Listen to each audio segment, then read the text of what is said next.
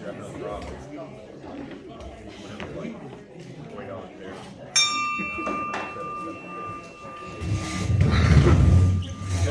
Rotarians. Good afternoon. I will ask Emil if he will open us up with the invocation, please. Let us pray. Dear Lord, thank you for again an opportunity of coming together as the Rotary Club of Lawrence. Bless this food of our bodies. Bless us through your service. In Jesus' name, amen. Amen. If you'll join us in our pledge. I pledge allegiance to the flag of the United States of America and to the republic for which it stands, one nation under God, indivisible, with liberty and justice for all. You may be seated.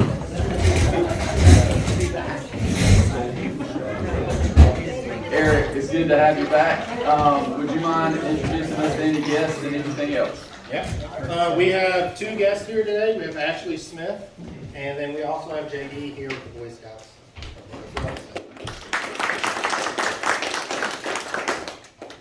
Thank you so much. Pete, do you mind doing Happy Bucks, please? Yes. Thank you. What you happy about today? Be back. That's awesome. It's supposed to warm up later. Definitely. The oyster roll's coming, we definitely need it. I'm just happy to be here. I'm happy you're here. I get dollars. Food. We had good weather. I did have good weather. Happy the heat's work. That's all it was. How much you say? Happy, I'll FaceTime you with my 3-year-old granddaughter. Ah, that's always a plus. The pretty poultries. The pretty fall shadows. Glad to be here. I'm glad she could be here. Thankful for Mr. Ray and his food today. I love this meal from Ray. This is I my know. this is my favorite meal from Ray, and I'm happy about that. I'll agree with that. I will, let me go ahead and get my daughter and eighth it or whatever here. I'm happy that the Lawrence Police Department had a successful golf tournament. Yes, thank y'all for all your support. I'm happy that Robbie was able to spare me $1 today. Technically, that was Heath's dollar from last Sir. week. I'm just happy to be here. That's good. My granddaughter won the first soccer game. Good job. Yay. Always, always. Just Just in time. Ray's good food. Just in time. Happy to be here. Ray's the man. Ray is the man. Yes, sir. Yes, sir. You don't got it? No. You the president I have quarters. So I got quarters from one of them. I got $2 for these young ladies. Because I'm happy to hear about Thornwell and all they got going on over there. Thank you. Well, I still got COVID fog. I'm not laughing. I'm glad to be here and know that I'm not in control of everything. What does this do? Good in the world. Thank you, Dee. Appreciate that. Do we have any announcements? Edie, yes ma'am. I need some helpers. We start packing at 9:30. Good. Put me as a maid. All right, that's better than none. Anybody else? We need some help. I think Robbie raised his hand. Robbie, did you raise your hand? Yes, I did. I'm sorry, I didn't see it. I probably You even have to was throw it under the writing. bus. Thank you. We start at 9:30. Any other announcements for the club? Y'all don't forget we're trying to post the programs every week as quickly as possible. I know there are a couple that are still floating out there from when I was out. We're trying to post those on YouTube. That's one way that you can keep perfect or very good attendance. Remember, that was one thing that I was trying for us to do. So if you do that, be sure and email Leanne Kitchen. That's actually listed here under the announcements. Or if you do anything else in the community that could be considered a makeup, please do that. I'll say it's good to be back, and thank y'all for your continued prayers and continue doing that for us. We're still recovering from COVID, my wife especially. So y'all definitely remember us And right now is one of my favorite times, number one, because Ray cooked black-eyed peas, and he knows that's my favorite, and that's half my plate. So I get to eat those. But also, Jeannie and Rachel from Thornwell are going to come and speak and present. I think a large majority of people in here know basics about Thornwell, but I know they've had a lot of changes in the last couple years, and there's always new things going on. And we're excited. I think it's probably been 3 years since I've been down there to hear about what's going on. So we're excited to hear an update and how they're doing. So I will turn it over to you ladies.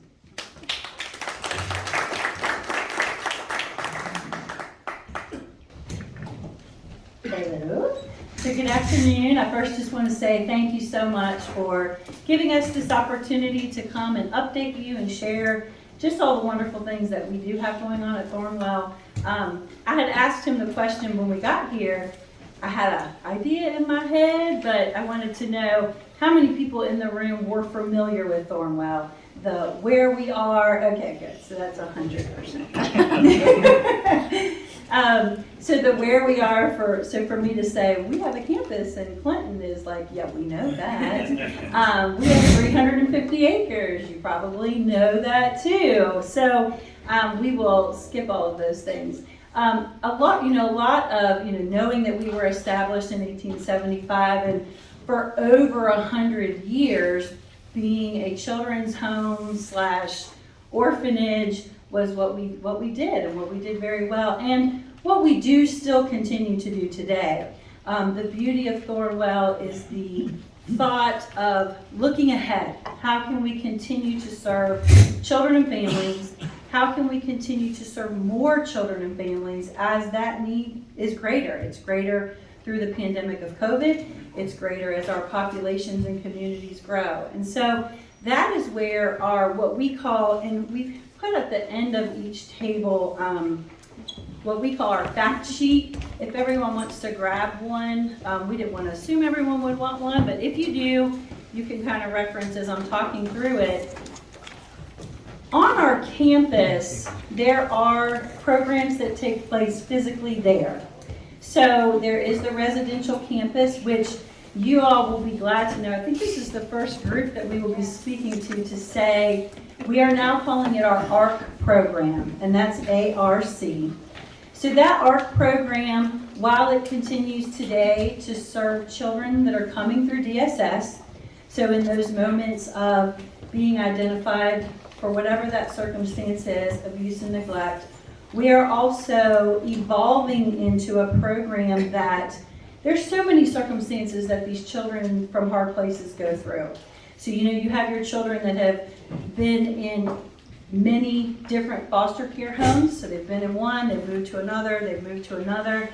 And then God willing and blessings, they are finally adopted into a loving home.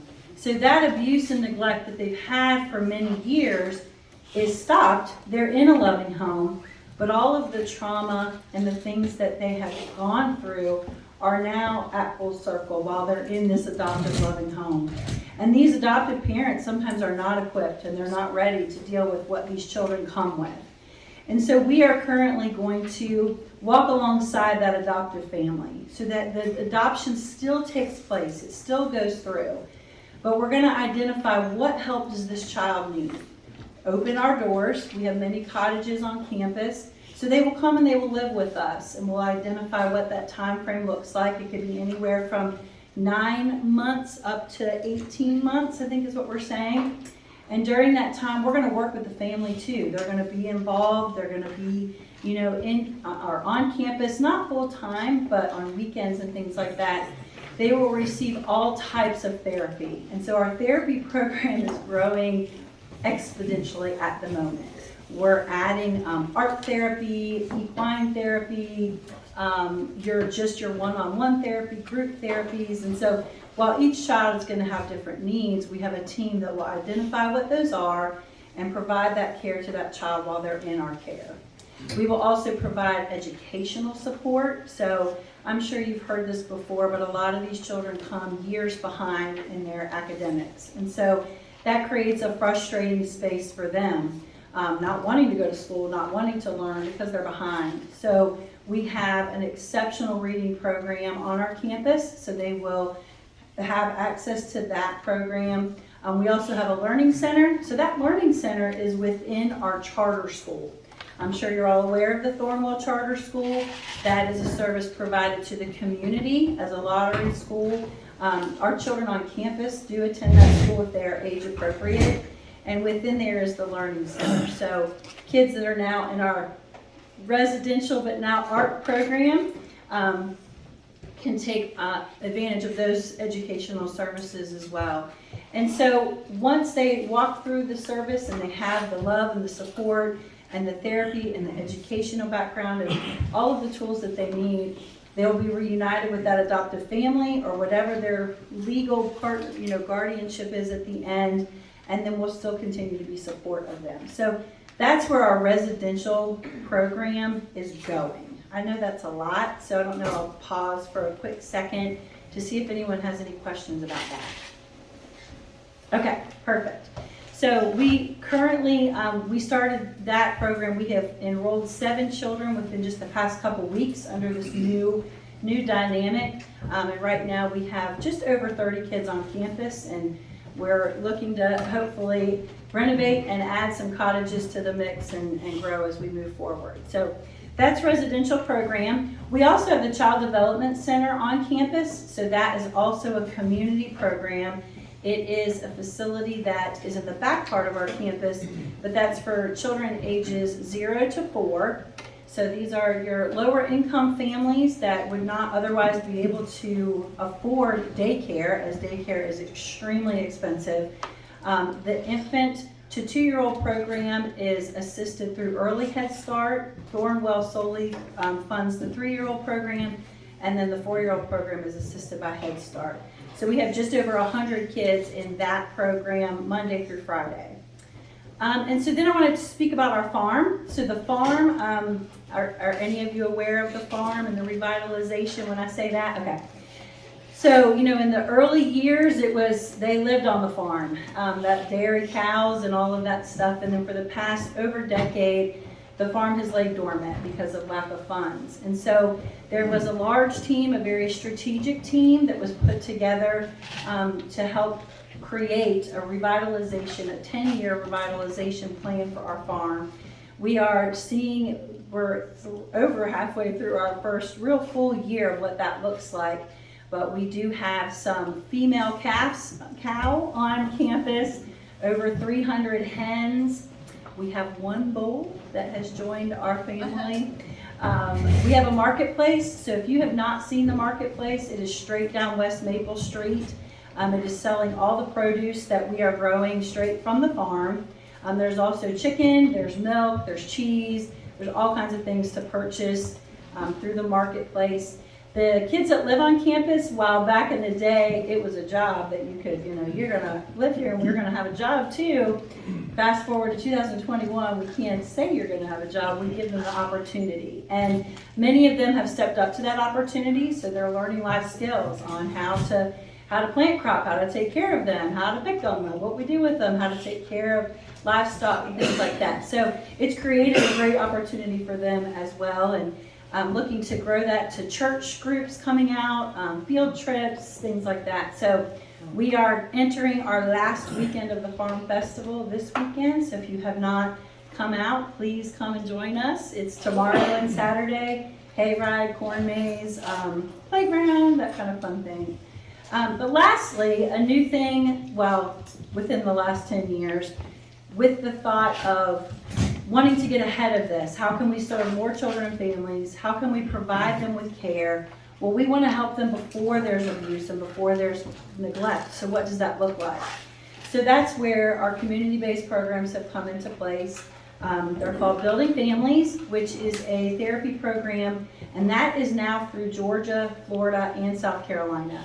So those are master's degree level therapists that are referred to us through DSS, pediatrician's office, local therapy teams that just need support. Families are overwhelmed. They've got busy schedules, they've got sometimes low resources, and that's where trouble can sometimes come into play. So They're coming into our therapy program in-home, some, well, now kind of virtually here and there.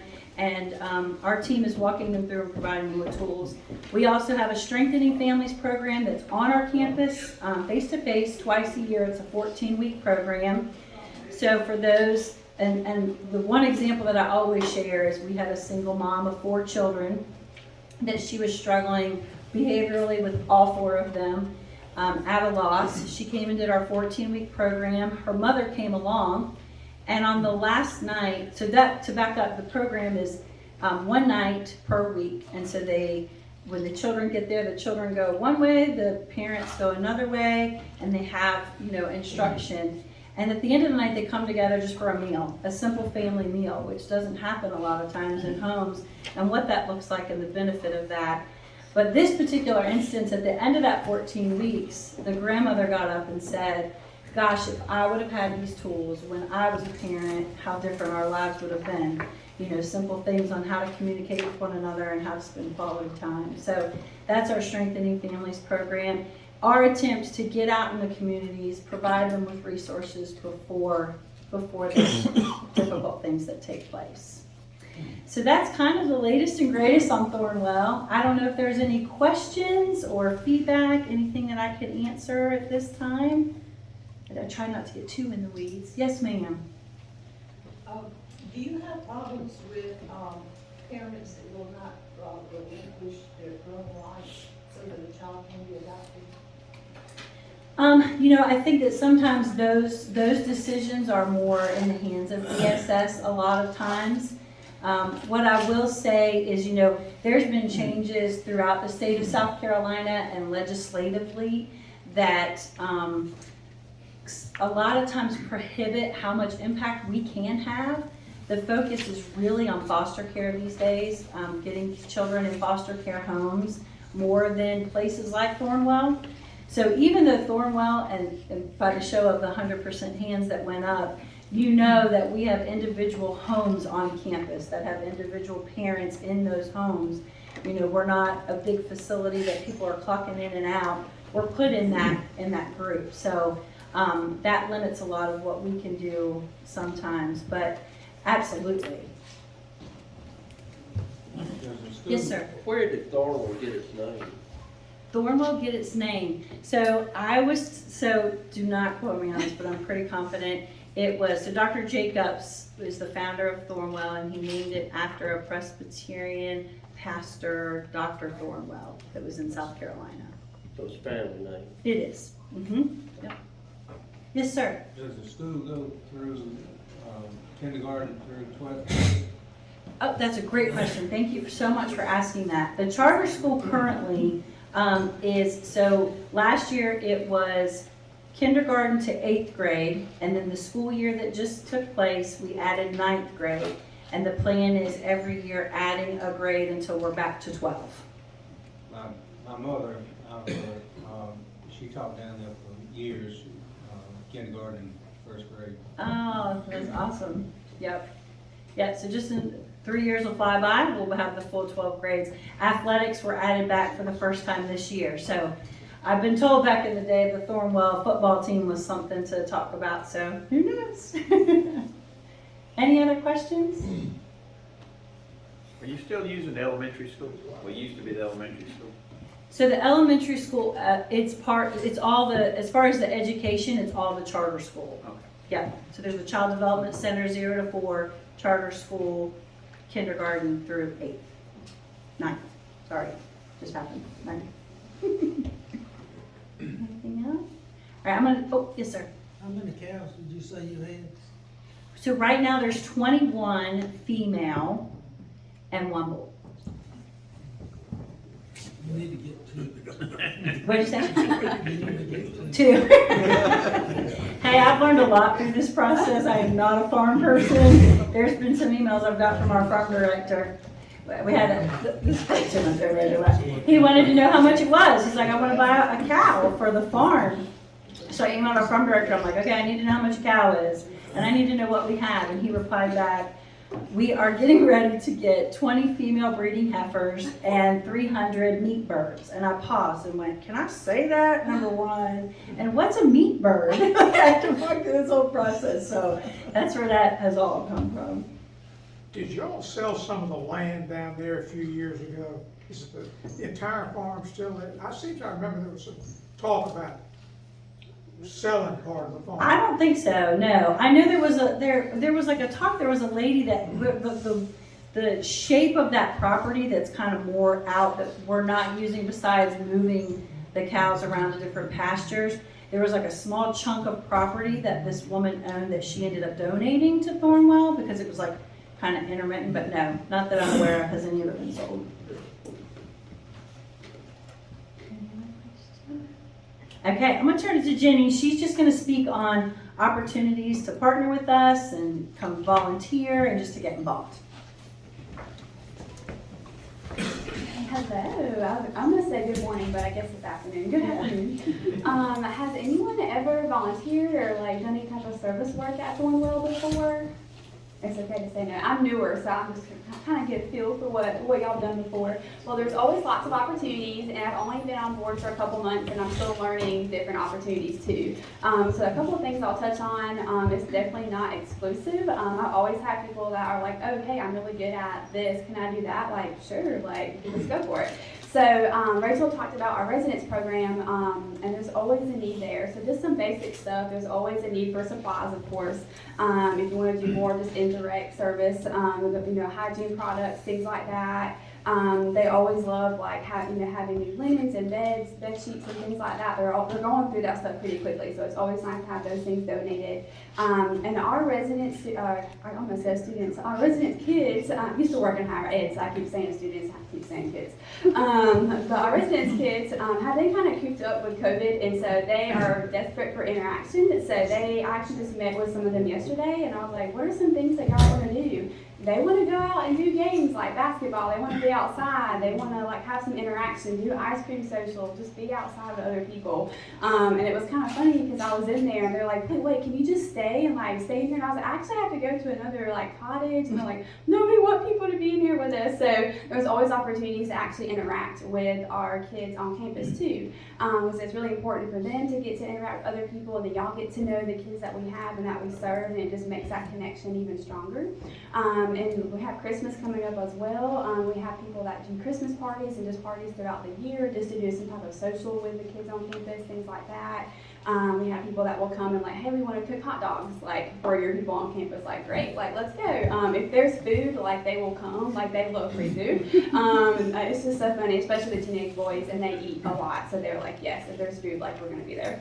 And there's always a lot of work to do on our farm as well. So I know everybody has different like passions and desires, and so my role is to really kind of put you in wherever you feel like you are passionate about and how to match that up with Thornwell. So if you really love working on the farm or love that sort of stuff, like we can put you out in the field with some of our farm staff and they can teach you how to do something. Or you may have a farm of your own and you want to give some of your expertise too. And just organizing. We have a volunteer that builds shelves and stuff for our farm, for our marketplace on the farm. He loves woodworking and that's what he does. And we also have a donation room that I have another volunteer that she loves to organize. And actually, it was funny, I actually just texted her today. I was like, I just got a bunch of stuff. I need you to come, like SOS help. And so she's going to come next week and organize it for me. So just tons of opportunities that you can do. I mean, just think of whatever that your desire is. Like if you're good at, doing yoga and you want to lead a class or something, like you can do that too. And with COVID, there's always Zoom options as well. So don't let any barriers be in the way of that if you really want to do more interaction. But of course, you always need the indirect with the supply drives and the donations and things like that as well. So that's just a little bit of just volunteer opportunities and services that we have. And if you're part of another group or anything and want to come for like a weekend, we can do like a weekend project. So it's just kind of unending and endless opportunities for sure. And we always looking for support. If you have connections with like different resources or anything like that with our therapy program. They need a lot of stuff for like our sensory room, so like I don't even know, like fidgets and all that sort of stuff that kids need. It's like where do we even begin to find that stuff? So if you have connections or anything like that, So those are just a few opportunities that we have, and I know that I'm still learning every day. Like we just learned this morning about a bunch of other stuff. So those are just a few things that we do, and opportunities that we have. We'd love to, come alongside you and help support you guys as well in whatever way that we can. So, does anybody have any questions about volunteering or yes? Is the Thornwell Church still operative? No, it's not. Do you have any more history about that? So the Thornwell Church, it's like we can go. We don't have any events going on in there. It is in need of some repairs. Seems like it's more like humidifier stuff. It's on the longer list of buildings to renovate, but it's definitely not going anywhere. It's in our plan to keep and renovate at some point. Can I say something too about that? I used to work at Thornwell, that's why I'm in Lawrence County. So I was a family teacher when the church closed, and I will say that it's been a really beneficial thing to have the cottages go to churches throughout the area, just because rather than, because I was there when it was just all kids plus the family teachers. And it's just better for them to have all ages to I understand that, I just wondered what the building was being, and if it was still functioning. Yeah. They were doing events. Yeah, I think eventually, hopefully the plan is, people can have weddings and things there, but it definitely needs a little bit of updating and just renovations, I think. Yeah. Yeah. Is Charles Elliott still involved? Who did you say? Charles Elliott. Yes, he is. Yep. He's not. We're talking about the same one that's in Charleston. Dr. Elliott, Yes. He's still on the board. He's on the board. Yeah. I was making sure you weren't thinking Elliott Smith, that was our previous president. Yeah, Charles Elliott is definitely still very involved. He's on the brochure. Yes, he is. Thank you. Yes, he is. And we're also looking for a new president, so if anybody knows anybody, please refer them. Any other questions about how to get involved with anything about Thornwell? Is there a certain time that is a bigger need? Like, is there a certain volunteer time, like, we really need you in October because we got this going on or something like that? I mean, well, my experience right now, yours might be different too, because Rachel kind of filled in before I was hired. I mean, I feel like there's always a need, especially now that I'm learning more about our residential program. Like, there's a lot of rooms that need to be painted and get ready for like therapy and things like that, and it's just growing and expanding, and there's always painting and things like that. But it's an unending, and there's always a need on the farm, so it just kind of depends. It gets really busy around Christmas. I don't think the need is greater. I think it's the Christmas holiday and there's just a lot more going on. But I don't know if you have anything. I would just add to it, it does vary depending on what you're interested in doing. So if it's the farm, it's all the time. But it's all the time, and then it's really when it's picking time, if you're interested in that type of thing.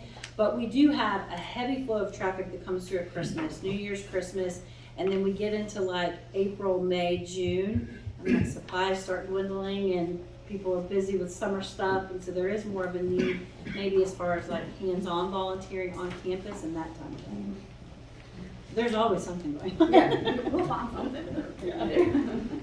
Are y'all still doing anything with like child placement with DSS or adoption? I know, he's not with you guys anymore, but Byron, I can't remember his last name. Byron Denny. Yeah, he was doing some stuff with y'all, I think regionally. Are y'all still doing that kind of thing? Yeah, so he was in our Greenville, so we have a physical office, a foster care office in Greenville. And that's where we started. So at the beginning of this year, we obtained licensing for foster care through the state of South Carolina. So we currently have, we just got these numbers today, I think it's like 50-ish foster care families throughout the state, largely in the upstate. And then we have just about the same amount of kids in placement. There are 12 families that are going through the licensing process as we speak, and that's through our foster care process.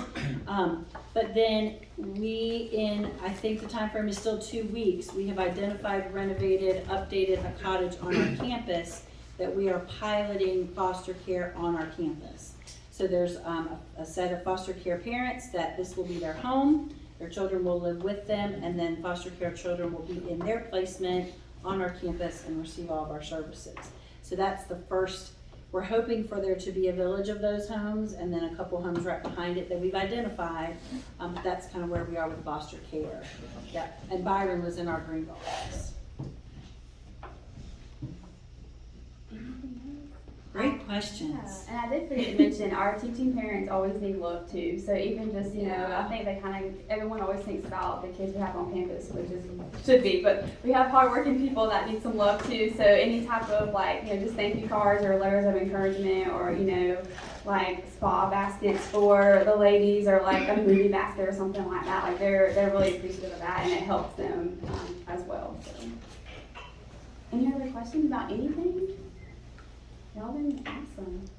Great questions. Thank y'all so much for letting me, Rachel, hang out and talk more about Thornwell. And I'll have my card up here too, so if y'all, anyone wants to grab it and you want to connect later, we can. So thank y'all so much.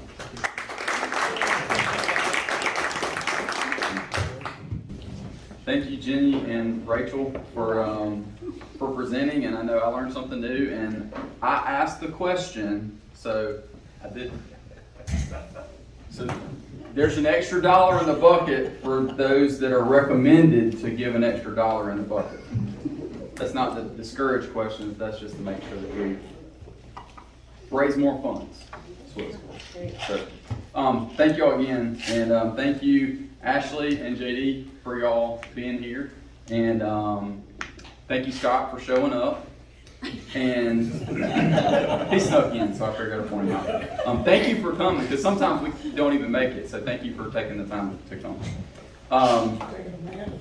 Don't forget about backpack tomorrow. For those of you going to Oysteros, dress warm and dress where you'll stay dry, or you might end up like me.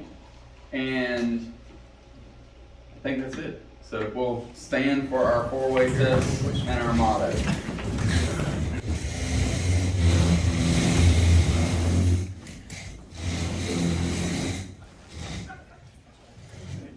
Is it the truth? Is it fair to all concerned? Will it build goodwill and better friendships? Will it be beneficial to all concerned? Service Service above self.